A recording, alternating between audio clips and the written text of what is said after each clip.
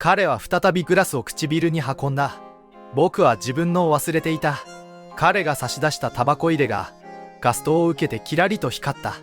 僕は彼から目を離さぬままそれを受け取らずにかぶりを振った。悪魔はちゃんと役目を果たしたよ。とラッフルズは笑いながら続けた。スープを口にする前に僕はやることを決めていた。寝床に入る代わりにあの銀行を襲い、医者の牝馬の足が許すなら朝食までにメルボルンへ戻ろうと心を定めたんだ。A の医者には道に迷ってブッシュで何時間も立ち往生し、いかにもありそうなことだ。結局イヤにはつけなかったと言えばいい。一方イヤでは、なりすましと強盗はまさにその目的で新任の支配人を待ち伏せて殺した一味の仕業と後々まで決めつけられるはずだ。君もこういう方面ではいささか経験を積んできたな、バニー。聞くが、これ以上見事な逃げ道があったらね。ユーベロもこれに似たようなものさ。ただ、あれほどの確実さはついぞなかったがね。そして僕には最初から見えていた。スープを飲み終える前に終わりまで見えていたんだ。都合のいいことに、やはり銀行に住み込んでいた追悼係は休暇で出払っていた。なんと、僕たちの試合を見るためにメルボルンまで下っていたんだ。それに、僕の馬を引き取った男は給仕も務めていた。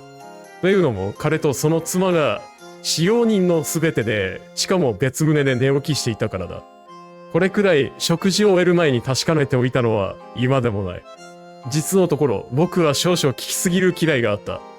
中でも一番遠回しで巧妙だったのが、主人の名がユーバンクだと聞き出したくだりだ。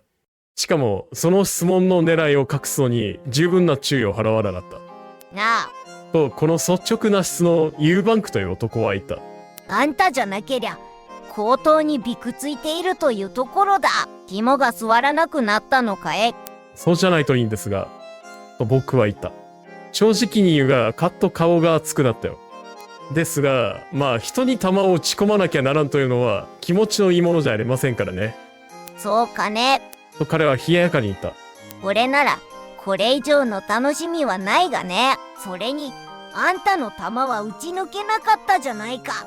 撃ち抜いていればよかったんですよ。と僕は機転を利かせて叫んだ。同感だ。と彼は言った。そして僕はグラスを開けた。何しろ僕が撃った銀行強盗が牢にいるのか死んだのか、それとも悶々としているのか、まるで知らなかったんだからな。ところが、もうこの話は十分すぎるほどなのに、ユーバンクはまた話を蒸し返してきた。彼は人手が手薄なのは認めた。だが自分はといえば、夜は枕の下に、昼はカウンターの下に装填した拳銃を一晩中忍ばせていて、ただ機会を待っているだけだと言うんだ。カウンターの下にですかと僕は間抜けにも言ってしまった。そうとも、あんたもそうだったろう。彼は怪げそうに僕を見ていた。そして何かが僕に告げた。ここでもちろん忘れていました。というのは、僕がやったとされていることを考えれば致命的だろうとね。そこで僕は鼻先を見下ろし、かぶりを振った。だが新聞には、あんたもそうしていたと書いてあったぞ。と彼は叫んだ。カウンターの下ではなかった。と僕は言った。だが、それが規則だぞ。一瞬場に僕は手詰まりを感じた。とはいえ、見た目はそれまで以上にお高く止まっていただけだろうし、その態度に見合うだけのことは言えたと思っている。規則だって。とやがて僕はありったけ高慢な口調で言った。そう、規則通りにしていたら僕たちは全員あの世行きだ。ねえあなた、強盗が自分の銃をしまい場所と知れたところへ手を伸ばさせてくれるとでも、僕は銃をポケットに入れていて、見るからに渋々カウンターから退くふりをして好機を掴んだんですよ。ユーバンクは目を見開き、額に5本の横じわを寄せて僕を見つめていた。それからその拳がテーブルの手に振り下ろされた。なんてこった。それは見事だ。とはいえ。と彼は自分の非を認めまいとする男をよろしく付け加えた。新聞には別のことが書いてあったぞ。いいかい。当然です。と僕は応じた。僕が新聞にそう話したからですよ。まさか僕が銀行の規則を独自に改良したなどとわざわざ不調して回るとでも。こうしてその雲はやり過ごせた。しかもいやはやそれは金の裏地のついた雲だった。銀じゃない、正真正銘上等のオーストラリア産の金だ。というのもそれまでロー・ユーバンクは僕を今一つ買っていなかったからね。彼は手強い男で僕よりずっと年上だった。この職には若すぎると思っているのも、僕の武君とやらまぐれだと思っているのも、まず間違いないと感じていた。だが、あれほど露骨に考えを改める男も、見たことがなかったよ。彼は寄贈のブランデーを取り出し、吸いかけの葉巻を投げ捨てさせ、新しい箱を開けた。彼は赤い口ひげを蓄え、誠に滑稽味のある顔をした、いかにも史跡好きの御人で、トム・エメットによく似ていた。その瞬間から、僕はこの史跡好きという脇腹を攻めにかかった。だが彼はローゼンタールとは違ったよ、兄。煮縫いの手縫いの頭をしていて、僕を10回はテーブルの下に飲みつぶせるほどの男だったんだ。よろしい。と僕は思った。あんたはシラフで寝床に入れるかもしれんが、材木置き場みたいにぐっすり眠ることになるぞ。そして僕は彼が見ていない隙に注がれた酒の半分を開いた窓から外へ捨てた。だがユーバンクはいい男だったよ。彼が深酒をする男だなんて思わないでくれ。史跡好きとは言ったらもっと同行してくれていればと思ったくらいさ。とはいえ彼は夜が更けるにつれてますます上機嫌になり、こんな時刻にやるには全く不届きとしか言いようのない頃合いに銀行の中を案内してもらうのもさほど苦労はなかった。それは彼が床に着く前に拳銃を取りに行った時だ。僕はさらに20分ばかり彼を寝かせずに置いて、自分の部屋でユーバンクと握手を交わす頃には、その仕事場を隅から隅まで知り尽くしていたよ。それから1時間、僕が何をしていたか当ててみろと言っても無理だろう。僕は服を脱いで寝床に入ったんだ。どんなに念入りな別人へのなりすましでも、絶え間ない緊張を強いられるのは、僕の知る限り一番消耗することでね。それが、なりすましがその場の出たと小勝負ともなればなおさらだ。狙いを定める間もない。次の一言で後を取られかねない。終始、まずい光の中でバットを振っているようなものさ。会話の間に何度際どい場面をくぐったか、その半分も君には話していない。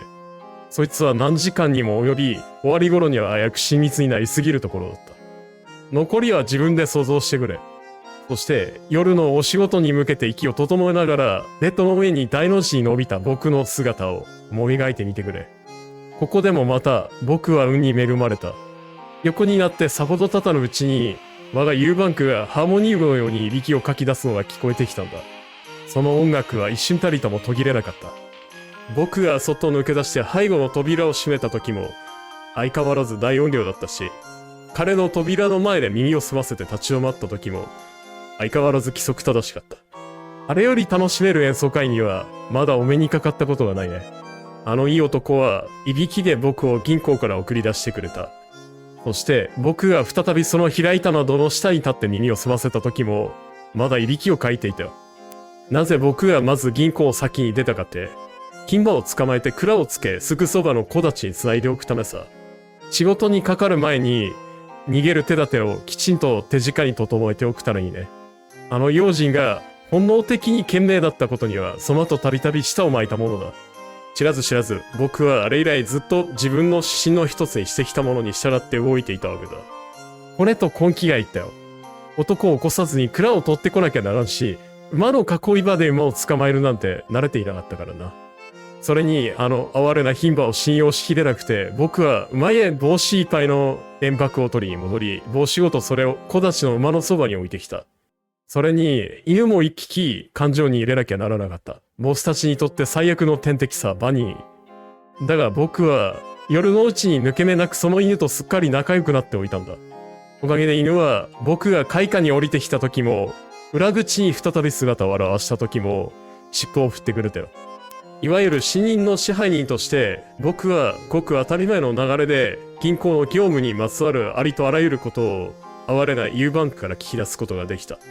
とりわけ、床に着く前の貴重な最後の20分でね。そして僕は、ごく自然な手を装って、夜の間鍵をどこにしまっているか、自分にはどこにしまうのを勧めるかと尋ねておいた。無論、彼は鍵を自分の部屋へ持っていくものと思っていた。ところがどっこい、彼にはそれの2枚も上手を行く工夫があったんだ。それが何だったかは大した問題じゃないが、よそ者なら来る日も来る日も探したところであの鍵は見つけられなかっただろうよ。無論僕は、ものの数秒でそれを手に入れ、さらに数秒のうちには金庫室そのものの中にいた。言い忘れたが、月が昇っていて、銀行の中にかなりの光を差し込ませていた。だが僕は、自分の部屋からろうそくの切れ端を持ってきていた。金庫室は銀行の営業室のカウンターの裏にある狭い階段を降りたところにあって、僕はためらいなくそれに火を灯した。下には窓もなく、もはやローユーバンクのいびきは聞こえなかったが、そちらの方角から邪魔が入る心配はこれっぽっちもなかったからね。仕事の間、中から鍵をかけておこうかとも思った。だが、ありがたいことに、あの鉄の扉には内側に鍵穴がなかったんだ。さて、金庫には金がうず高く積まれていたが、僕は煮るような分と楽に持ち運べる分しか取らなかった。全部でせいぜい200ポンドそこそこさ。紙幣には指一本触れなかった。それに僕の生来の慎重さは、ソブリン金貨をあらゆるポケットに分けて詰め、マンベリークロスのおばあさんみたいにならんよう進んでおいた。そのやり口にも現れていた。なに、君はまだ僕を慎重すぎると思うだろうが、あの頃の僕は正気の沙汰とは思えぬほど慎重だったんだ。そんなわけで、本当なら10分前には立ち去れていたはずなのに、ちょうど出かける支度が整ったまさにその時、表の扉を激しく叩く音がした。バニー、それは銀行営業室の表の扉だったんだ。僕のろうそくが見られたに違いない。そして僕は、レンガ造りの墓場のような、あの金庫室の中で、熱い炉を指に流しながら立ち尽くしていた。やるべきことは一つしかなかった。会場のユーバンクがぐっすり眠っていることにかけて、自分で扉を開け、客を殴り倒すか、さもなくば打ち倒す。メルボルンを立つ前に、青二歳らしくも買い込んでおいた拳銃でね、そしてあの小立ちと医者の金羽めがけて駆け出すんだ。僕は一瞬で腹を決め、叩く音がなおも続く中、金庫室の階段のてっぺんにいた。その時、第二の物音が僕を引き返させた。それは廊下を近づいてくる素足の音だったんだ。僕の狭い階段は石造りだった。僕は大して音も立てずにそれを転がり降り、あとは鉄の扉を押し開けさえすればよかった。鍵は金庫に刺したままにしてきたからね。そうしているうちに頭上で取っ手の回る音がして、僕は背後の扉を一つ残らず閉めてきたことを神に感謝した。いいかい君、慎重さもいつもあだになるとは限らんのさ。誰だ？扉を叩いているのは？と会場でユーバンクが言った。返事は聞き取れなかったが、僕の耳には力尽きた男の的をいない哀願のように響いた。はっきり聞こえたのは、缶抜きが引かれる前に銀行の拳銃の撃鉄が起こされる音だった。それから、よろめく足音、苦しげな短く浅い気遣い、そして恐怖に満ちたユーバンクの声。なんてこった！あ、神よ！何があったんだ？豚みたいに血まみれじゃないか。もう出ちゃいません。と、ありがたそうな吐息とともに声らした。だが、流していたんだろう。何にやられた？山賊です。街道で。こことウィトルシーの間で、木に縛り付けられ、的当ての標的にされて、置き去りにされ、失血死しかけて。か細い声が途絶え、サーシは駆け去った。今こそ僕の好機だ。あの哀れな男が気を失ったのなら。だが確かめようがない。そこで僕は半開きの鉄扉のそばで暗がりの下にうずくまっていた。釘付けにされているも同然、いや囚われているも同然にね。それで結果は良かったんだ。というのも、ユーバンクは1分と離れていなかったからさ。これを飲みなさい。と彼が言うのが聞こえた。そして相手が再び口を聞いたとき、その声には張りが戻っていた。ようやく生き返ってきました。喋るな。喋ると気が紛れるんです。あなたにはお分かりにならんでしょう。あの何マイルもの道のりを、たった一人で、せいぜい1時間に1マイルがやっとで、生きてたどり着けるとは思いませんでしたよ。聞いてもらわなきゃ、たどり着けなかった時のために。まあ、もう一口飲みなさい。どうも、山賊と言いましたが、もちろん、今時そんなものは癒しません。じゃあ、何だったんだ？銀行荒らしですよ。的当てをやらかしたのは、まさに僕がコバーグの銀行から弾を一発食らわせて追い出した、あの極悪人で。やっぱりな。無論君は分かっていたとも、バニー。僕にも分かっていたよ。あの金庫室の下でね。だがローユーバンクには分からなかった。僕は彼が二度と口を聞かないんじゃないかと思った。あんた、上事を言っているんだ。と、ようやく彼は言った。一体全体、自分を誰だと思っているんだ？信任の支配人ですよ。信任の支配人なら、会場のベッドで眠っているぞ。いつ着いたんです？今晩だ。ラフルズと名乗っていますか？そうだ。これは驚いた。と本物の男は囁いた。ただの仕返しだとばかり思っていましたが、今になって訳が分かった。ねえあなた。会場の男は偽物です。まだ会場にいるなら、ですがね。奴は一味の一人に違いない。銀行を襲うつもりです。もうやっていなければ、ですが。もうやっていなければ。とユーバンクは相手の言葉を繰り返してつぶやいた。まだ会場にいるならか。なんてこった。もしいるなら、そいつには気の毒なことだ。彼の口調は十分静かだったが、これまで聞いた中でも、まず一番嫌な響きだった。いいかいバニー、僕はあの拳銃を持ってきておいてよかったと思ったよ。どうやら僕のと彼のと銃口を突き合わせるシーンになりそうだったからね。まずはこっちを見てみた方がいい。と新任の支配人が言った。そいつが窓から抜け出している隙にか。いや、こっちにはいない。見てみるくらい、わけありませんよ。バニー、僕の悪名高い経歴の中で一番肝を冷やした瞬間はどこかと聞かれたら、まさにあの瞬間だというね。僕はあの狭い石の階段の底、金庫室の中に立っていた。扉はたっぷり1フィート開いていて、それがきしむものかどうか僕にはわからなかった。光が近づいてくる。それでもわからない。無の天に任せるしかなかった。すると扉はこれっぽっちもきしまなかった。あまりに頑丈で、釣り付け具合も上々だったんだ。締めようとしたって、叩きつけることなどできやしない。重すぎてね。しかも隙間なくピタリと収まるものだから、押し出される空気が顔に当たるのを僕は感じもし聞きもした。下の隙間の筋を覗いて、あらゆる光のかけらが消え、そしてその筋がパッと明るくなった。僕はあの扉をどれほどありがたく思ったことか。いや、そこにはいないな。とまるで脱脂面越しに聞くように聞こえた。やがてその光の筋も消えた。そして数秒後、僕は思い切ってもう一度扉を開け、ちょうど二人が僕の部屋へ忍び寄っていくのが聞こえた。さて、もう5分の1秒も無駄にできなかった。だが、自慢じゃないが、僕はつま先と指先であの階段を登り、あの銀行を出た。連中は扉を開けっぱなしにして言っていた。まるで自分の時間がたっぷりあるかのように、用心深くね。医者のヒマが靴輪をかませたまま精一杯円箔をはんでいたあの帽子をかぶるのさえ忘れなかった。それ一つで足がついていたかもしれないんだからな。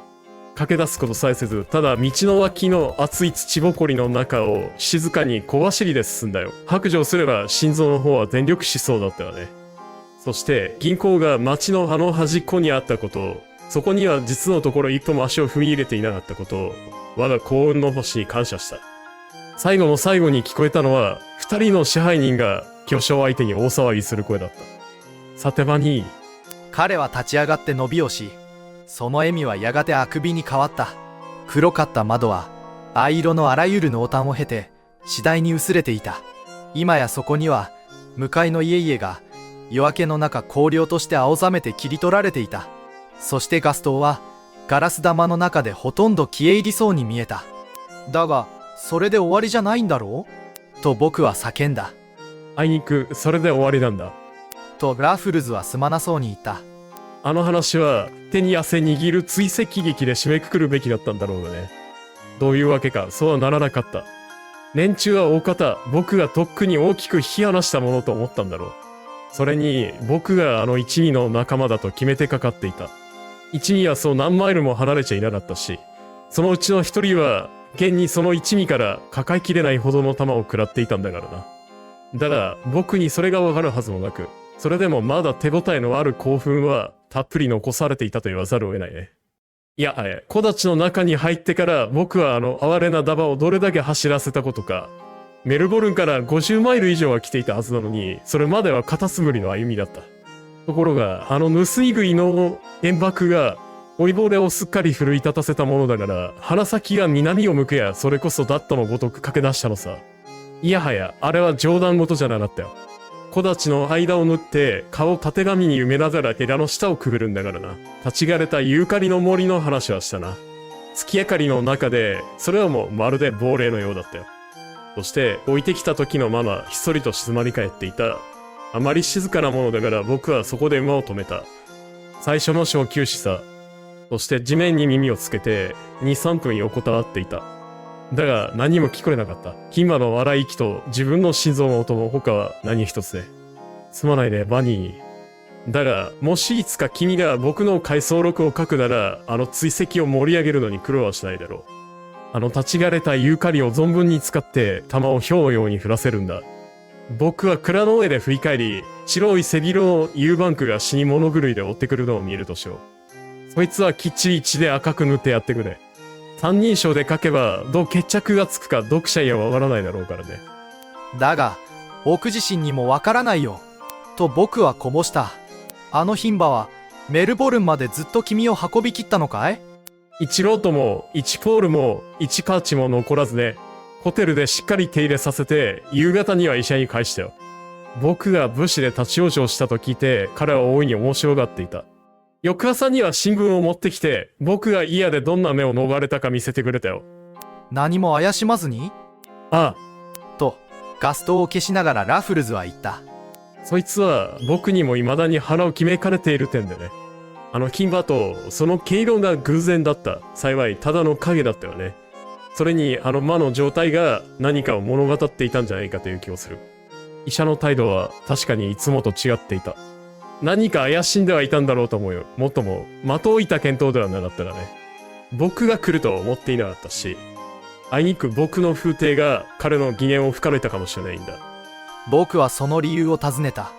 以前はかなり立派な口ひげを生やしていたんだがね。とラフルズは言った。ミンクを失った翌日にそれも失ったのさ。